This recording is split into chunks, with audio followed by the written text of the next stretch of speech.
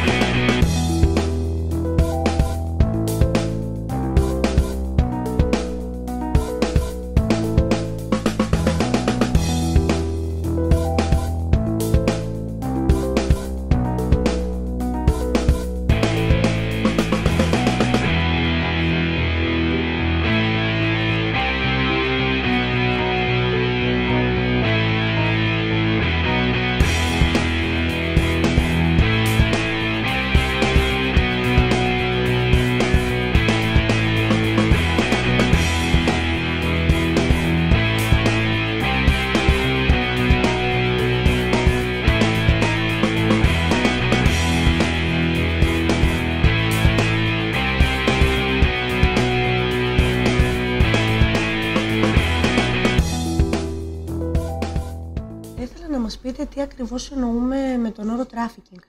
Ο όρος trafficking δίνεται με ακρίβεια από τον Οργανισμό Ηνωμένων Εθνών και αναφέρεται στην παράνομη διακίνηση ανθρώπων, κατά κύριο λόγο αλλοδαπών, τα οποία μεταφέρονται μέσω συγκεκριμένων εγκληματικών οργανώσεων, συγκεκριμένων κυκλωμάτων, από τη χώρα προέλευσής τους σε μία άλλη χώρα, με κύριο σκοπό την σεξουαλική εκμετάλλευση. Θα πρέπει να διευκρινίσουμε πως το trafficking έχει ένα συγκεκριμένο μοντέλο.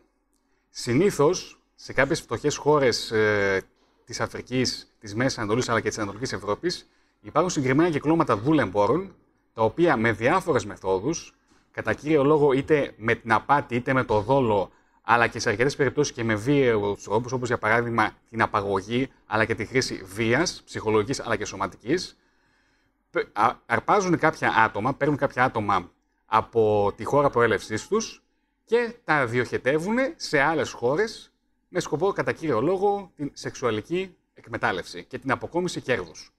Γενικότερα το trafficking έχει ένα συγκεκριμένο μοντέλο. Υπάρχει κατά κύριο λόγο η χώρα προελεύσεως, στην οποία βρίσκονται τα θύματα του trafficking.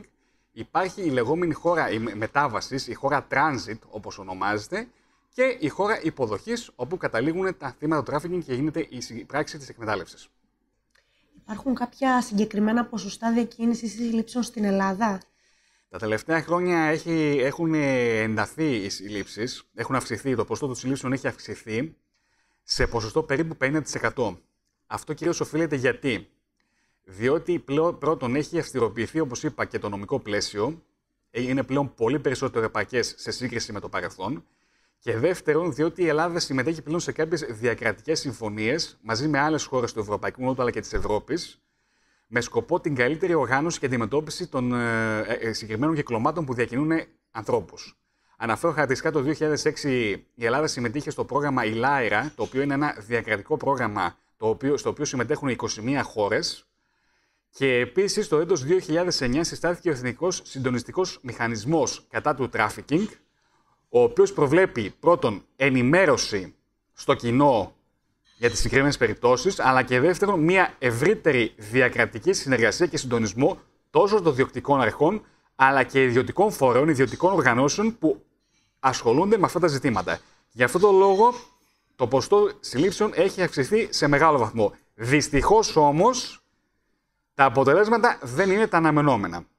Οι λόγοι είναι πρώτον, όπως είπα, ότι αυτά τα κυκλώματα είναι παντοδύναμα, έχουν μεγάλη οικονομική επιρροή, αλλά και έχουν και τρόπους για να καλύπτουν, να το πω έτσι, τα νότα τους. Και το δεύτερο είναι ότι χρησιμοποιούν πάρα πολλές τακτικές εκφοβισμού των θυμάτων, απειλές. Αρκεί μάλιστα να αναφέρω πως σε μία περίπτωση κάποιων γυναικών από την Ιγυρία που είχαν πέσει θύματα τράφικινγκ, οι δουλέμποροι είχαν εκμεταλλευτεί την δυσιδαιμονία και το φόβο που είχαν για κάποιες προλήψεις, λέγοντας ότι άμα μας καταγγείλετε, τότε εμείς θα πούμε τον μάγο της φυλής σας, γιατί στην Αφρική έχουν κάποιες τέτοιες δυσιδαιμονίες, θα πούμε στον μάγο της φυλής σας να σας καταραστεί και θα πέσουν πάνω σε κάποιες σπάνιες ασθένειες. Και όντως οι κοπέλες, επειδή δεν είχαν υψηλό μορφωτικό επίπεδο, το πίστεψαν και φοβόταν να καταγγείλουν τους δουλεμπόρους. Γενικότερα χρησιμοποιούν πάρα πολλά αθέμητα και παράνομα μέσα για να αποτρέψουν την καταγγελία της δράσεώς τους από τα θύματα του τράφικινγκ. Τι είναι η διεθνής σωματεμπορία, το λεγόμενο τράφικινγκ? Ναι. Να μιλήσουμε στην ελληνική γλώσσα βασικά. Είναι ο διεθνής όρος της εμπορίας ανθρώπων, είναι το τράφικινγκ. Η εμπορία ανθρώπων είναι ένα διεθνές διασυνοριακό έγκλημα, δεν γνωρίζει εδαφικές οριογραμμές και είναι, κατά τη γνώμη μου, η σύγχρονη μορφή δουλείας στον 21ο αιώνα, όπου άνθρωποι, γυναίκες και παιδιά, πολλούνται και αγοράζονται και εξαναγκάζονται σε καταναγκαστική εργασία, σε σεξουαλική εκμετάλλευση, επαιτία όσον αφορά τα παιδιά και αφαίρεση οργάνων και μεταμόσχευση οργάνων πολλές φορές. Αυτές είναι οι μορφές της εμπορίας ανθρώπων σε όλο τον κόσμο. Πόσο συχνό φαινόμενο είναι? 27 εκατομμύρια άνθρωποι σε όλο τον κόσμο διακινούνται από διακινητές και είναι μια επικερδής επιχείρηση όπου γίνεται εκμετάλλευση ανθρώπινων ζωών και η μισή από αυτόν τον αριθμό που σας είπα είναι γυναίκες και ανήλικα παιδιά. Για δουλεμπόρια περισσότερο και σεξουαλική εκμετάλλευση. Σεξουαλική εκμετάλλευση και καταναγκαστική εργασία. Όχι τόσο στη χώρα μας, όσο σε άλλες χώρες του κόσμου, όπου παιδιά εξαναγκάζονται να δουλεύουν ώρες χωρίς να αμείβονται σωστά, κάτω από άθλιες συνθήκες δουλειάς, αλλά και όχι μόνο. Μιλάμε και για σεξουαλική εκμετάλλευση. Είχα πάει πριν κάποια χρόνια στην Καμπότζη. Το φαινόμενο που είδαμε με τα ανήλικα παιδιά, μιλάμε για 11χρονα παιδιά, τα οποία τα έχουν σε άθλιους χώρους. Αντιλαμβάνεστε τι γίνεται, έτσι, 11χρονα παιδιά σε άθλιους χώρους να εξαναγκάζονται να προσφέρουν υπηρεσίες σεξουαλικές σε άντρες. Αυτό ήταν ένας από τους χειρότερους εφιάλτες που θα μπορούσα να ζήσω και να δω. Στην Ελλάδα? Στην Ελλάδα φημολογείται, λάθος. Στατιστικά αναφέρεται ότι 40.000 γυναίκες και παιδιά διακινούνται. Έτσι. Η Ελλάδα είναι χώρα προορισμού αλλά και χώρα μετάβασης. Δηλαδή μπορεί να φέρνουν γυναίκες και ανήλικα κορίτσια εδώ, τα οποία είτε κρατάνε εδώ και εκμεταλλεύονται, είτε τα διακινούν σε άλλες χώρες, ευρωπαϊκές χώρες. Είναι εύκολο να διακινηθούν, ειδικά όταν μιλάμε για χώρες Ευρωπαϊκής Ένωσης. Έτσι. Παλαιότερα είχαμε κοπέλες από Ρουμανία, από Βουλγαρία, από Ρωσία. Αυτή τη στιγμή με την Ευρωπαϊκή Ένωση και με το ότι έχουν ανοίξει τα σύνορα όσον αφορά τις χώρες που συμμετέχουν στην Ευρωπαϊκή Ένωση, η Ρουμανία και η Βουλγαρία είναι χώρες όπου διακινούνται ελεύθερα οι άνθρωποι, έτσι. Οπότε αυτό έλυσε τα χέρια των διακινητών, οι οποίοι δεν χρειάζονται βίζες, δεν χρειάζονται τίποτα για να φέρουν κοπέλες και ανήλικα παιδιά από μια χώρα, να διακινήσουν δηλαδή ανθρώπους από τη μία χώρα στην άλλη, από την ευρωπαϊκή χώρα. Ναι. Συνήθως ποιες είναι οι ηλικίες που διαλέγουν? Από την εμπειρία μας, αυτοί που πιο εύκολα είναι οι νεαρές ηλικίες. Δηλαδή μιλάμε για, από τις περιπτώσεις και τα περιστατικά που έχουμε φιλοξενήσει στο Ξενώνα, έχουμε βοηθήσει όλα αυτά τα χρόνια της ενασχόλησής μας με το κομμάτι της εμπορίας ανθρώπων. Ξεκινάμε από 16 χρονών, είχαμε και κοπέλα που ήταν 15 χρονών, ήταν έγκυος. Είναι τραγικές ιστορίες και φτάνει μέχρι και τα 28-30. Αυτό είναι ο μέσος όρος ηλικίας γυναικών που διακινούνται.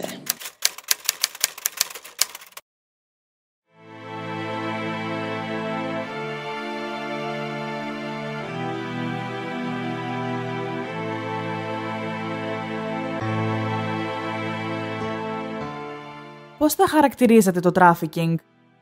Είναι γεγονός ότι το ζήτημα της εμπορίας των ανθρώπων συνιστά ένα σημαντικό κοινωνικό φαινόμενο, με συνέπειες τόσο σε ατομικό όσο και σε κοινωνικό επίπεδο, και η αντιμετώπιση του αποτελεί προτεραιότητα για την ελληνική αστυνομία, που λειτουργεί με γνώμονα το σεβασμό στην αξιοπρέπεια του ανθρώπου, τις ατομικές ελευθερίες και τα ανθρώπινα δικαιώματα. Πέραν της πορνείας, σε τι άλλο οθούν και πώς τα θύματά τους, τα οποία είναι μόνο κορίτσια, ποιας ηλικίας?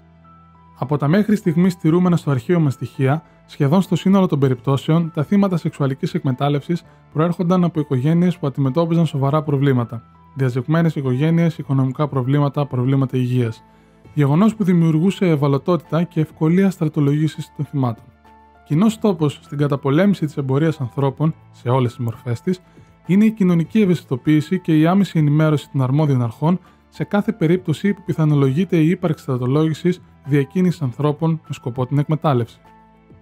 Τι είναι αυτό που θα πρέπει να προσέξουν και οι γονείς αλλά και όλοι μας? Από τα μέχρι στιγμής στηρούμενα στο αρχείο μας στοιχεία, σχεδόν στο σύνολο των περιπτώσεων, τα θύματα σεξουαλικής εκμετάλλευσης προέρχονταν από οικογένειες που αντιμετώπιζαν σοβαρά προβλήματα, διαζευμένες οικογένειες, οικονομικά προβλήματα, προβλήματα υγείας. Γεγονός που δημιουργούσε ευαλωτότητα και ευκολία στρατολογήσης των θυμάτων. Κοινός τόπος στην καταπολέμηση της εμπορίας ανθρώπων, σε όλες τις μορφές της, είναι η κοινωνική ευαισθητοποίηση και η άμεση ενημέρωση των αρμόδιων αρχών σε κάθε περίπτωση που πιθανολογείται η ύπαρξη στρατολόγησης διακίνησης ανθρώπων με σκοπό την εκμετάλλευση. Μέρος των ενεργειών τους είναι και το εμπόριο παιδιών, δηλαδή τα πωλούν σε άλλες οικογένειες.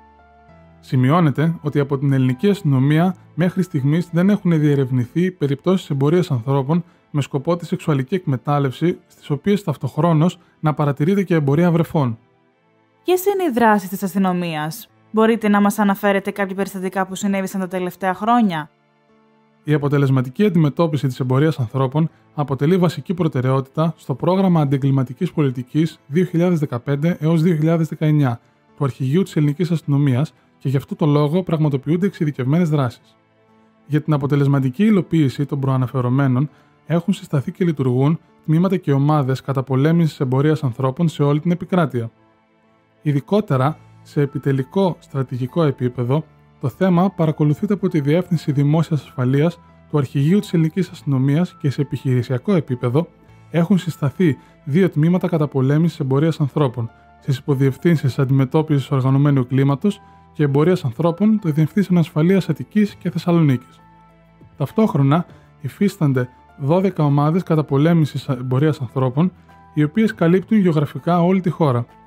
Οι προαναφερομένες υπηρεσίες είναι επαρκώς τελεχωμένες και τα στελέχη τους έχουν λάβει εξειδικευμένη εκπαίδευση αναφορικά με τη διερεύνηση υποθέσεων εμπορίας ανθρώπων. Παράλληλα, συνεργαζόμαστε με το Εθνικό Κέντρο Κοινωνικής Αλληλεγγύης του Υπουργείου Εργασίας, με μη κυβερνητικές οργανώσεις, τη Γενική Γραμματεία Ισότητας για την παροχή αρρωγής στα θέματα εμπορίας ανθρώπων, καθώς και με το Διεθνή Οργανισμό Μετανάστευσης για τον ασφαλή επαναπατρισμό τους. Τέλος, εφόσον απαιτηθεί, συνεργαζόμαστε με τις ξένες διπλωματικές αρχές στη χώρα μας σε ό,τι αφορά την παροχή αρρωγής στα θύματα υπηκόων τους.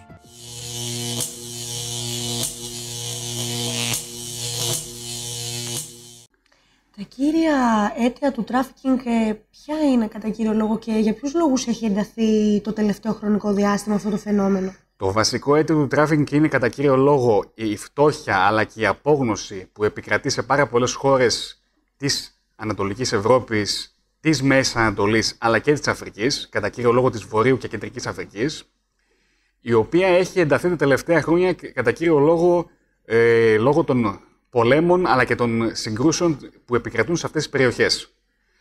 Όλες αυτές εδώ οι συνθήκες, η πολιτική αστάθεια, οι πολεμικές συγκρούσεις, γενικότερα η φτώχεια, η απόγνωση, αναγκάζουν πάρα πολλά άτομα να πέφτουν θύματα συγκεκριμένων κυκλωμάτων, τα οποία με απατηλές υποσχέσεις υπόσχονται για παράδειγμα μια καλύτερη ζωή, μια δουλειά, μια έβρεση εργασίας στον καλλιτεχνικό χώρο, οθούν κάποια άτομα να εγκαταλείψουν τη χώρα τους και με κάποιον τρόπο να πέσουν θύματα των συγκεκριμένων κυκλωμάτων. Να πάνε δηλαδή σε μια άλλη χώρα και χωρίς να το έχουν αντιληφθεί, χωρίς να το ξέρουν, χωρίς να ξέρουν τι γίνεται, να πέφτουν θύματα των συγκεκριμένων κυκλωμάτων.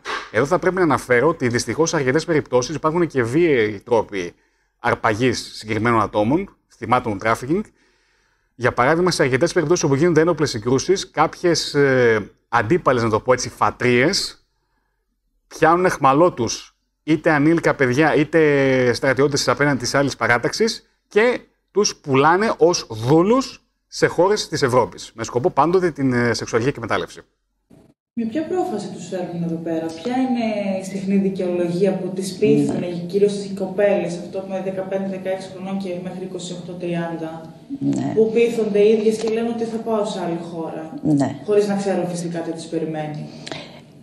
Θα σας πω κάτι, δεν μπορούν εύκολα να διακινήσουν μια κοπέλα 15 χρονών, έτσι, γιατί είναι ανήλικη, αν δεν μεσολαβήσουν συγγενικά πρόσωπα και συνήθως στο οικογενειακό περιβάλλον. Εγώ θα μιλήσω από την εμπειρία μου και από περιπτώσεις που αντιμετωπίσαμε, όπου η ίδια η μητέρα πούλησε την κόρη της από Ρουμανία, μία περίπτωση, ένα περιστατικό από Ρουμανία, σε διακινητές, δηλαδή την έφερε αυτή, οπότε ως μητέρα μπορούσε να τη φέρει στην Ελλάδα και μετά αυτή η ίδια η μητέρα πούλησε το κορίτσι αυτό σε μια ομάδα Αφγανών, οι οποίοι την πούλησαν μετά σε άλλους και το παιδί αυτό έζησε πραγματικά έναν εφιάλτη μέχρι που η αστυνομία μπόρεσε να βγάλει έξω την κοπέλα και είχαμε την ευκαιρία να τη βοηθήσουμε και να φιλοξενηθεί και να πάρει βοήθεια και να γεννήσει ένα παιδί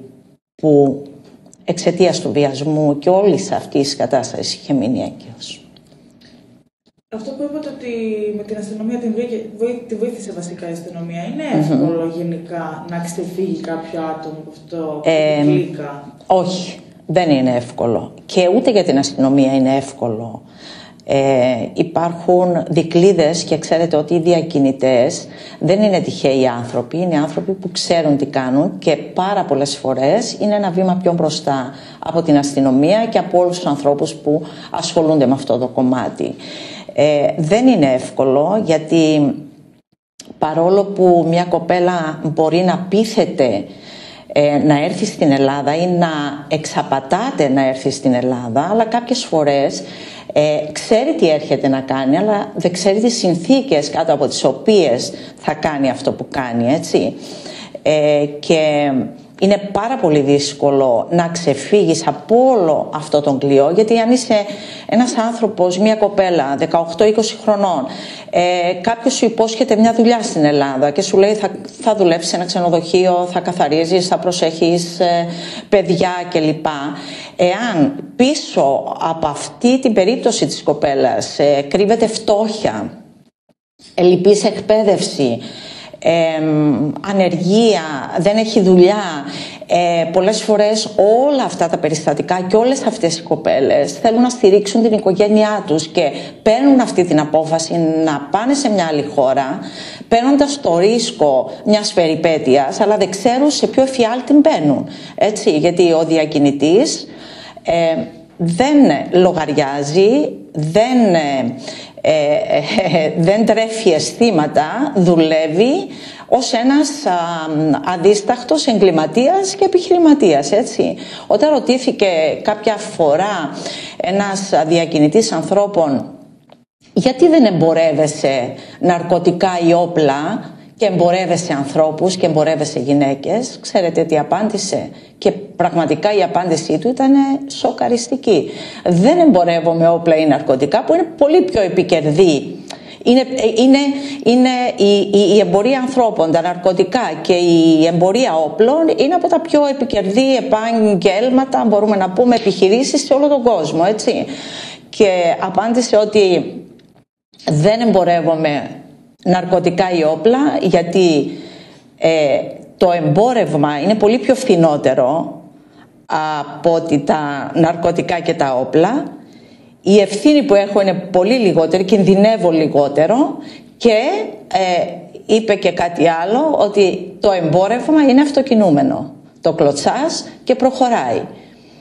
Είναι πολύ πιο εύκολο για διακινητές ανθρώπων να το κάνουν αυτό και είναι εγκληματίες και παραβιάζουν κατάφορα τα ανθρώπινα δικαιώματα των ανθρώπων και ειδικά γυναίκες και παιδιά.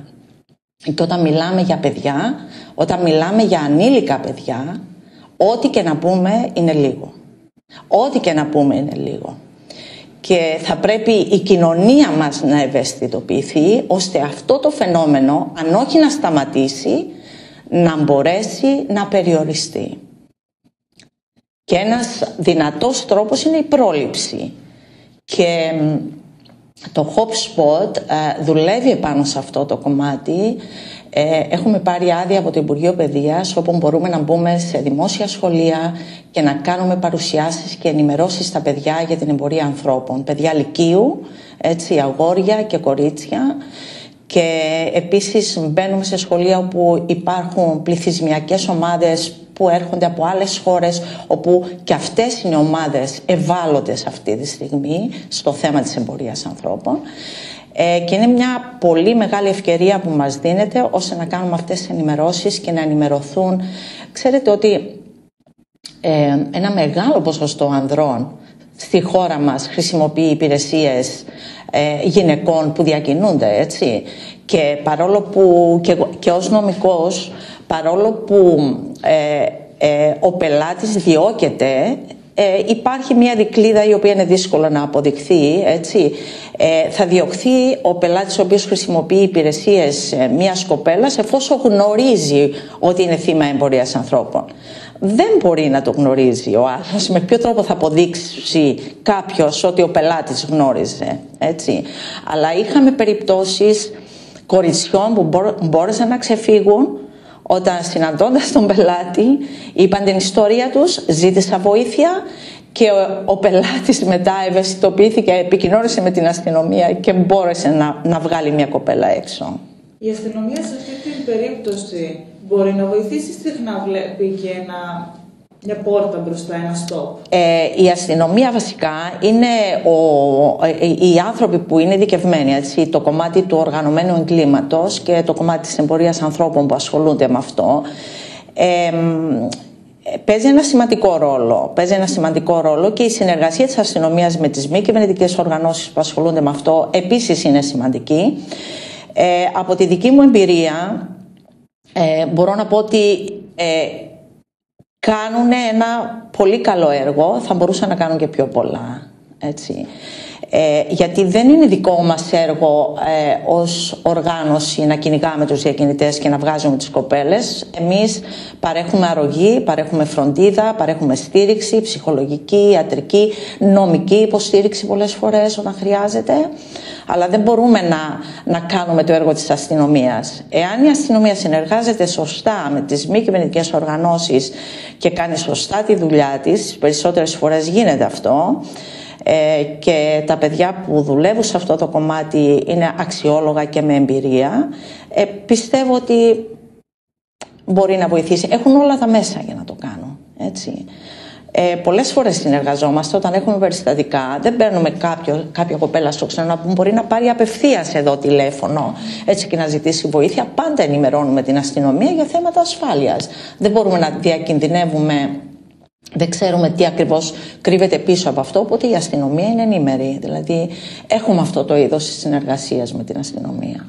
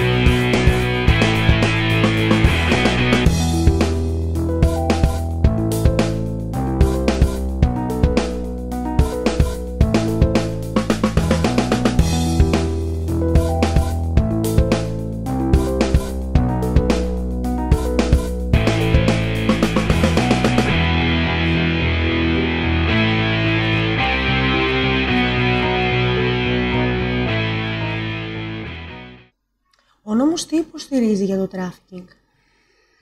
Τα τελευταία χρόνια στην Ελλάδα έχει αυστηροποιηθεί το νομικό πλαίσιο. Από το 2002 και μετά έχουν θεσπιστεί βαρύτατες ποινές, κυρίως για σωματεμπορία, αλλά και για μαστροπία, αλλά και για εμπόριο δούλων.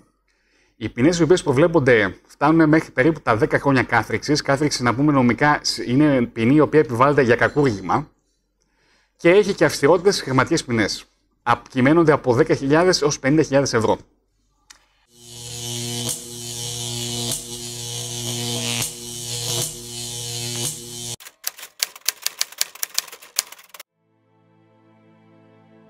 Η Μαρία, φυλακισμένη σε διαμέρισμα στον Άγιο Παντελεήμονα, έκλαιγε και φώναζε μαζί με τις άλλες κοπέλες. Ο ενοχλημένος ιδιοκτήτης του σπιτιού, που το είχε νοικιάσει στους μαστροπούς, ερχόταν απλά για να κάνει συστάσεις για ησυχία. Η ιστορία της 24χρονης Μαρίας από τη Μολδαβία ξεπερνά την ανθρώπινη φαντασία. Μοιάζει με σενάριο ταινίας του Hollywood και όμως εξελίσσεται στη διπλανή πόρτα του Έλληνα πολίτη. Έζησα τη φρίκη. Με βίαζε κάθε μέρα χωρίς να χρησιμοποιεί προφυλάξεις. Το έκανε είτε βάζοντας μαχαίρι στο λαιμό μου, είτε σημαδεύοντας το κεφάλι μου με πιστόλι που είχε σιγαστήρα. Μου έλεγε ότι αν κουνηθώ θα με εκτελέσει και δεν θα βρει ποτέ κανείς στο πτώμα μου.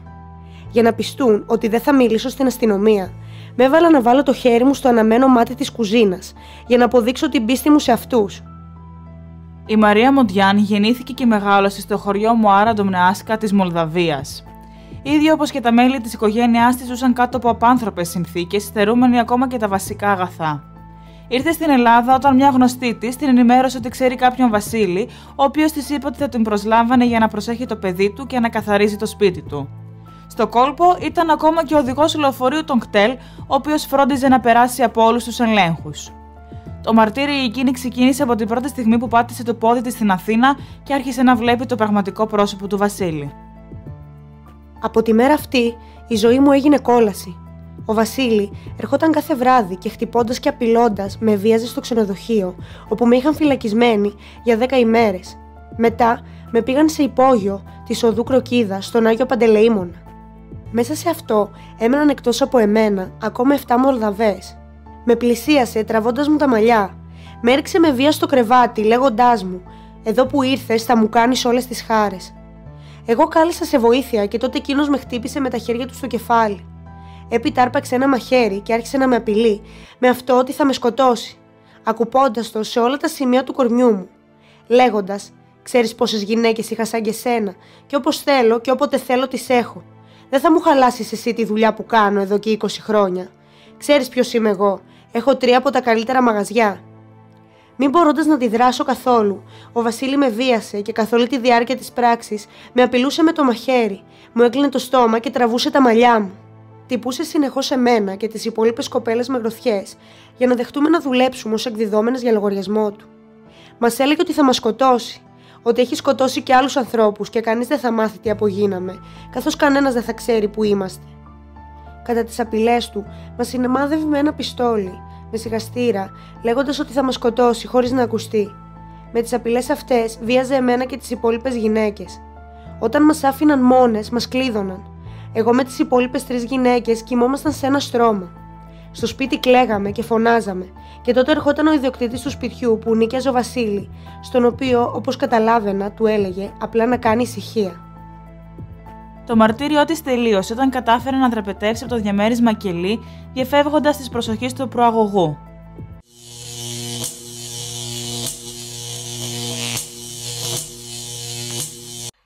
Τι καλύπτει ο νόμος για τα θύματα? Τα θύματα του τράφικινγκ έχουν μια ειδική μεταχείριση, ειδικά τα ανήλικα. Το 2007 ψηφίστηκε ο νόμος του 3652, ο οποίος ορίζει ότι τα ανήλικα θύματα του τράφικινγκ μπορούν να έχουν το δικαίωμα ψυχολογικής υποστήριξης από παιδοψυχολόγο αλλά και από συγκεκριμένους ψυχιάτρους, ενώ επίσης για τα ενήλικα θύματα προβλέπεται η δυνατότητα επαναπροώθησης στις πατρίδες τους, αν προέρχονται από άλλες χώρες, που συνήθως αυτό γίνεται, είναι κυρίως αλλοδαπά άτομα και έρχονται από άλλη χώρα, αλλά και σε αρκετές περιπτώσεις τους δίνεται και η δυνατότητα, ενώ δίνεται ένα χρονικό διάστημα περίπου 1 μηνός, για να καταγγείλουν τη δράση των δουλεμπόρων στις συγκεκριμένες ιδιωτικές αρχές. Αυτό κυρίως γιατί γίνεται? Προβλέπεται από τον νόμο 3386 του 2005, που αφορά την είσοδο και την ένταξη ατόμων στην ελληνική επικράτεια. Αυτό κυρίως γίνεται για ποιους λόγους? Κυρίως γιατί αυτά τα κυκλώματα είναι πανίσχυρα και σε αρκετές περιπτώσεις προβαίνουν σε πράξεις αντεκδικήσεως. Γι' αυτό λόγο ο νομοθέτης έχει ορίσει ένα εύλογο χρονικό διάστημα, περίπου 30 ημερών, για να δώσει, ας πούμε, μια προθεσμία στα άτομα αυτά να το σκεφτούν, αν θέλουν να καταγγείλουν τη δράση των δουλεμπόρων ή όχι. Εδώ επίσης θα πρέπει να αναφέρω ότι δυστυχώς ηλικιακά τα περισσότερα θύματα του τράφικινγκ είναι είτε ανήλικοι είτε νεαροί ενήλικες. Οι ηλικίες ξεκινάνε περίπου από 14 ετών και φτάνουν έως την ηλικία των 24. Αυτό το ηλικιακό φάσμα καλύπτει περίπου το 65% των θυμάτων του τράφικινγκ. Αναφοριά βέβαια και με τα φύλλα, θα πρέπει να πούμε ότι κατά κανόνα τα θύματα του τράφικινγκ είναι γυναίκες, η στριμμένη πλειοψηφία είναι γυναίκες. Δεν αποκλείεται όμως σε κάποιες περιπτώσεις να υπάρχουν είτε νεαροί άνδρες, είτε ακόμα και ανήλικα μικρά παιδιά. Αγόρια δηλαδή, τα οποία με τη σειρά τους πέφτουν θύματα συγκεκριμένων κυκλωμάτων για σεξουαλική εκμετάλλευση. Για αυτούς που το διακινούν, τι προϋποθέτει ο νόμος? Ο νόμος, όπως είπα, προβλέπει πάρα πολύ αυστηρές ποινές. Είναι κυρίως, μπορεί να σχηματιστεί δικογραφία για σωματεμπορία, ακόμα και για σύσταση εγκληματικής οργάνωσης. Εδώ αρκεί να αναφέρω πως το 2015 είχε έρθει στο φως στην επιφάνεια μια συγκεκριμένη περίπτωση διακίνησης ανθρώπων, όταν 4 άτομα, τα οποία ήταν ιδιοκτήτες αλυσίδας αρτοζαγοροπλαστείων, συντελήφθησαν με την κατηγορία της διακίνησης ανθρώπων και τελικά καταδικάστηκαν. Και καταδικάστηκαν και για σωματεμπορία αλλά και για σύσταση εγκληματικής οργανώσεως.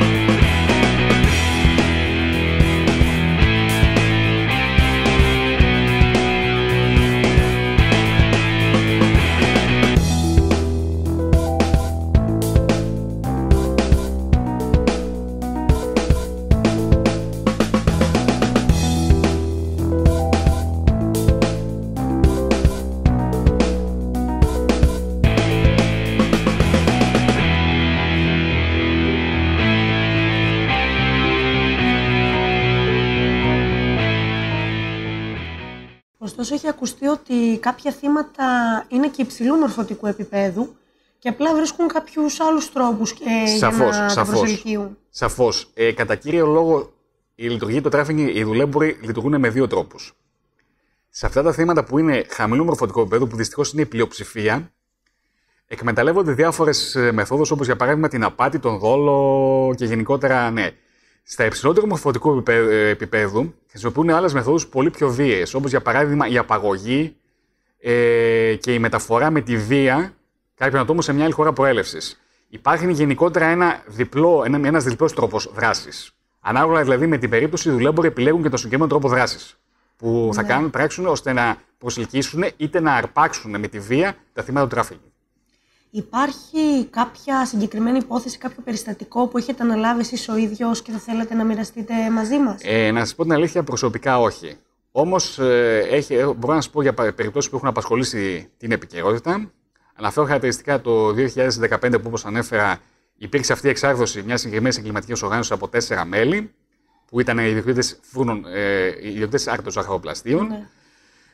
Πολύ γνωστή περίπτωση συνέβη το έτος 2003, όταν και εξαρθρώθηκε με συνεργασία των ελληνικών διοκτικών αρχών αλλά και της Ιντερπολ μία σπήρα Κινέζων διακινητών, οι οποίοι διακινούσαν άτομα από χώρες της Μέσης Ανατολής αλλά και της Βορείου Αφρικής. Ήταν μια περίπτωση που είχε προκαλέσει πάρα πολύ μεγάλο θόρυβο, διότι ουσιαστικά αυτοί οι Κινέζοι δρούσαν σε όλες τις χώρες του Ευρωπαϊκού Νότου. Υπήρχε δηλαδή ένα ευρύτερο πλαίσιο δράσης, ένα ευρύτερο δίκτυο διακίνησης ανθρώπων, όπως και το έτος 2008. Και 2007 και 2008, όταν εξαρθρώθηκαν στην περιοχή της Αχαΐας 4 εγκληματικές οργανώσεις, οι οποίες διακινούσαν κατά κύριο λόγο γυναίκες από τις χώρες της Αφρικής. Γενικώς, κατά καιρούς, έρχονται στην επιφάνεια πάρα πολύ σοβαρές περιπτώσεις τράφικινγκ.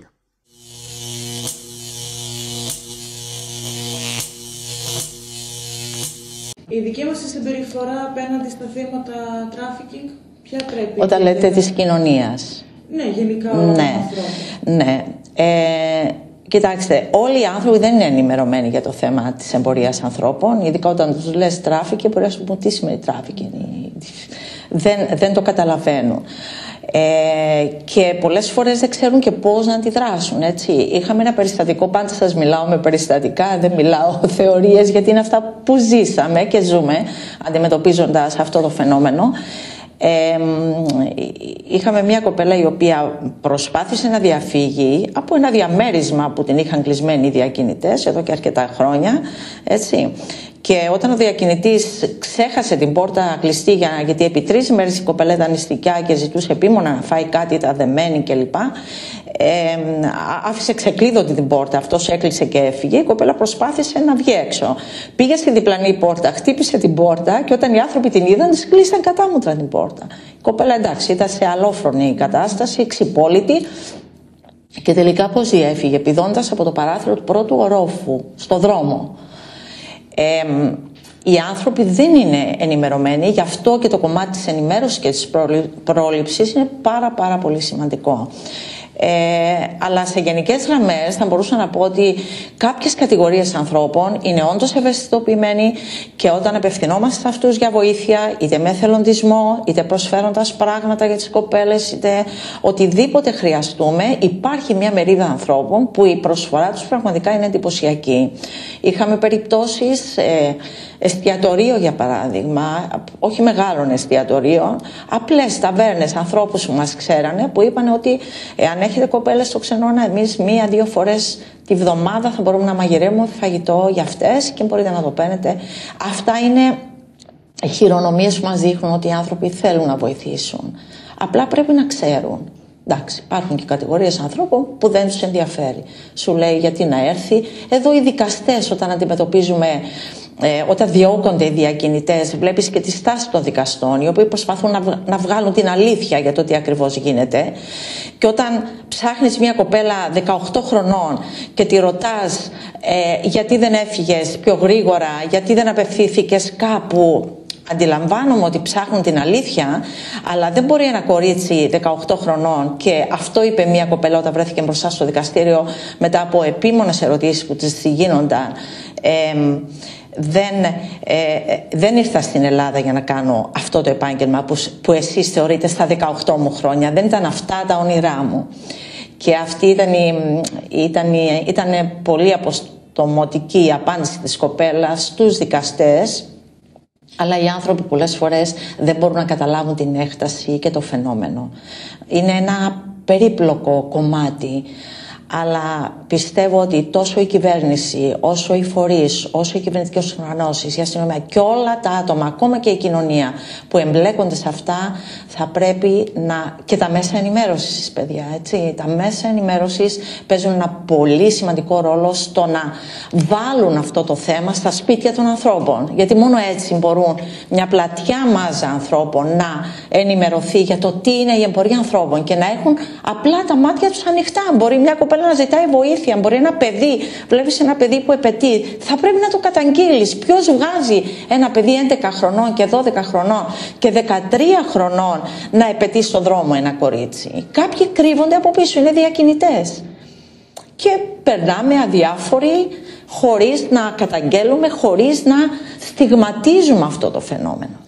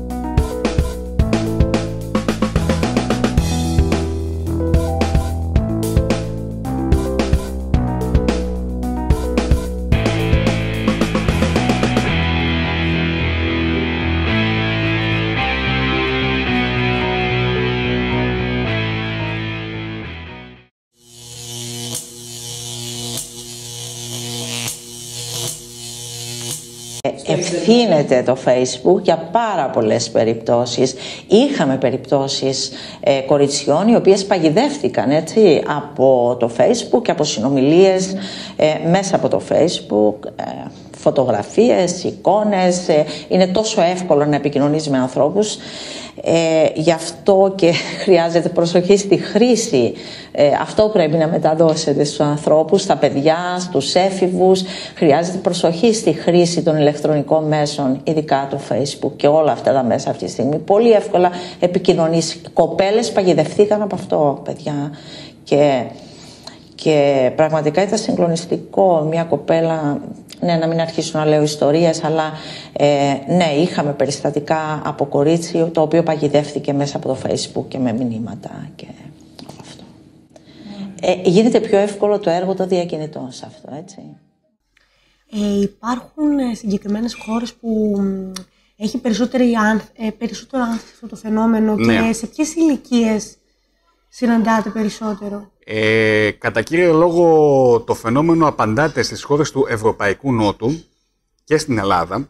Η Ελλάδα, ξέρετε, δυστυχώς έχει πρωτεύουσα θέση στο τράφικινγκ. Και αυτό γιατί? Διότι όλες αυτές τις χώρες του Ευρωπαϊκού Νότου, όπως για παράδειγμα η Ελλάδα, η Ιταλία, η Ισπανία, έχουν πολύ μεγάλη εγκύτητα στις χώρες όπου γίνονται διάφορες αναταραχές. Στη Μέση Ανατολή, στη Βόρεια Αφρική, αλλά και στην Ανατολική Ευρώπη. Και γι' αυτό το λόγο σε αυτές τις χώρες το φαινόμενο του τράφικινγκ είναι ιδιαίτερα έντονο.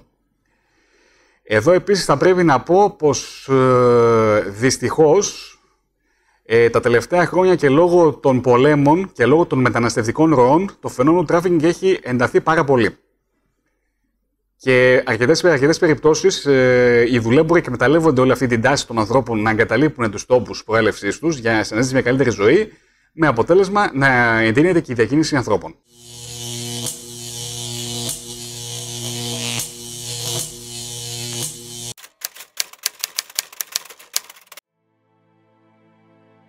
Η Αντίσα, μέσα σε όλα τα άλλα, είχε πέσει και θύμα της ιδεολειψίας του βουντού, με εκφοβιστικές τελετές εξόντωσης της ίδιας και της οικογένειάς της.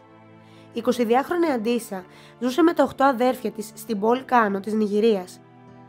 Το βιωτικό επίπεδό της ήταν πολύ χαμηλό, ο πατέρας της ήταν αλκοολικός και η μητέρα της εργαζόταν περιστασιακά. Αποφάσισα να θυσιαστώ για την οικογένειά μου που ζούσε μέσα στη φτώχεια και να δεχθώ την πρόταση που μου έγινε. Ο Ντάνιελ, ο προαγωγός, μου είπε ότι θα έπρεπε να περάσω τη δικασία του βουντού ώστε να είναι και εκείνος και το αφεντικό σίγουροι ότι δεν θα αθετήσω τη συμφωνία μας. Ο ιερέας του βουντού μου πήρε όλα μου τα υπάρχοντα και μου είπε ότι από τα χρήματα που θα κέρδιζα στην Ελλάδα θα έπρεπε να του στείλω το χρηματικό ποσό των 1.000 ευρώ.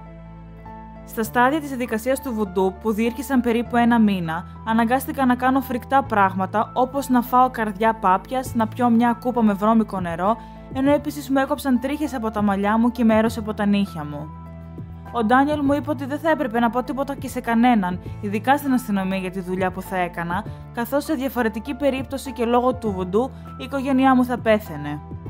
Με την άφηξή της στο αεροδρόμιο Ελευθέριος Βενιζέλος, ένας αστυνομικός έλεγξε το διαβατήριό της χωρίς να διαπιστώσει ότι οι σφραγίδες που υπήρχαν είναι πλαστές και της επέτρεψε να περάσει. Στην Αθήνα την παρέλαβε μια γυναίκα με το όνομα Λόφτη, η οποία εκπόρνευε και άλλες γυναίκες. Για να πιστεί ότι δεν θα μιλήσω σε κανέναν, με εξανάγκασε να βάλω το χέρι μου στο αναμένο μάτι της κουζίνας, ενώ μου έκοψε τρίχες από τα μαλλιά μου και τμήμα των νυχιών μου. Άρχισε να μου δίνει εντολές. Μου είπε ότι η ερωτική επαφή με τους πελάτες, εάν πραγματοποιούνταν στο αυτοκίνητο, θα κόστιζε περίπου 20 ευρώ, ενώ στο ξενοδοχείο 30 ευρώ, το δωμάτιο του οποίου θα πλήρωναν οι ίδιοι. Η Λόφτη μου έδωσε να φορέσω προκλητικά ρούχα και μου είπε να μιλάω προκλητικά στους διερχόμενους άνδρες της οδού Σοκράτους. Με εξανάγκασαν να πηγαίνω στην οδό Σοκράτους και Αθηνάς και να έρχομαι σε ερωτική επαφή με περίπου 10 άνδρες την ημέρα, οι οποίοι πολλές φορές ήταν βίαιοι και με χτυπούσαν. Τις ημέρες που είχα περίοδο, η Λόφτη με εξανάγκαζε να εργάζομαι χορηγώντας μου διάφορα πράγματα, ώστε οι πελάτες να μην καταλαβαίνουν τίποτα. Από την εργασία μου, η Λόφτη μου είχε παρακρατήσει σε διάστημα περίπου 2 χρόνων το ποσό των 34.000 ευρώ, ενώ στην οικογένειά μου έστειλε μόνο 2 φορές χρήματα, τα οποία είχα καταφέρει να κρύψω. Την πρώτη 180 ευρώ και τη δεύτερη 120 ευρώ. Η Αντίσα όλο αυτό το διάστημα δεν σταματούσε να του ζητάει να την αφήσουν ελεύθερη. Ζήτησα από τη Λόφτη να με αφήσει να φύγω. Της το έλεγα συνέχεια. Την τελευταία φορά που αρνήθηκε, πήρε ένα μαχαίρι υπό τεράστια ψυχολογική φόρτιση και την απείλησε ότι αν δεν με αφήσει να φύγω θα τη σκοτώσω. Εκείνη φοβήθηκε, πιστεύοντας ότι τη σκοτώσω και με άφησε να φύγω από τον έλεγχό της. Θέλω να προσθέσω ότι κατάφερα να ξεπεράσω το φόβο του βουντού με τη βοήθεια των εργαζομένων της ΜΚΟ Νέα Ζωή.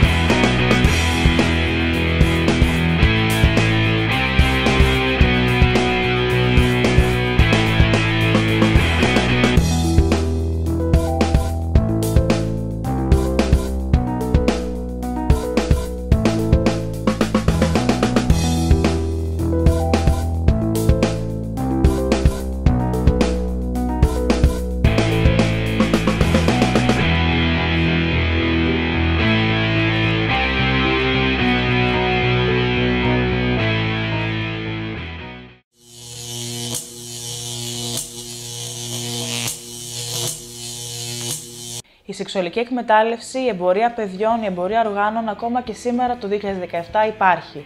Αν τυχόν κάποιος σας χτυπήσει στην πόρτα, καλό θα ήταν να ειδοποιήσετε τις αρμόδιες αρχές και να βοηθήσετε κι εσείς οι ίδιοι. Μπορεί τα σώματα των ανθρώπων που πέφτουν θύματα εκμετάλλευσης του τράφικινγκ να παραμένουν εγκλωβισμένα, όμως η ψυχή τους πρέπει να συνεχίσει να παλεύει.